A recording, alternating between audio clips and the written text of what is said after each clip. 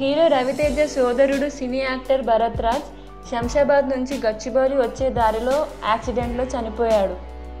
అయితే ఈ రోడ్డు ప్రమాదం మీద ఎన్నో అనుమానాలు వ్యక్తమవుతున్నాయి. దీనిపై కాస్త లేటుగా షాకింగ్ నిజాలు బయటకు వస్తున్నాయి. రాత్రి 10 గంటల సమయంలోనే ఈ ప్రమాదం జరిగినట్లు నిర్ధారించారు.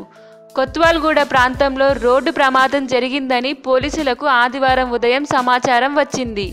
వారు వెళ్లి చూడగా ఆ కారు రవితేజ తమ్ముడు భరత్ది అని తెలిసింది.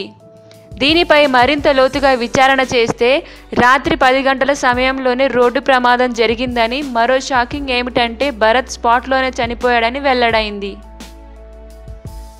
అయితే అతని మిత్రులు ఈ విషయం మీద ఎవరికీ ఎలాంటి సమాచారం ఇవ్వకుండా డెడ్ బాడీని అక్కడి నుంచి తీసుకుని వెళ్ళిపోయినట్లు తెలిసింది.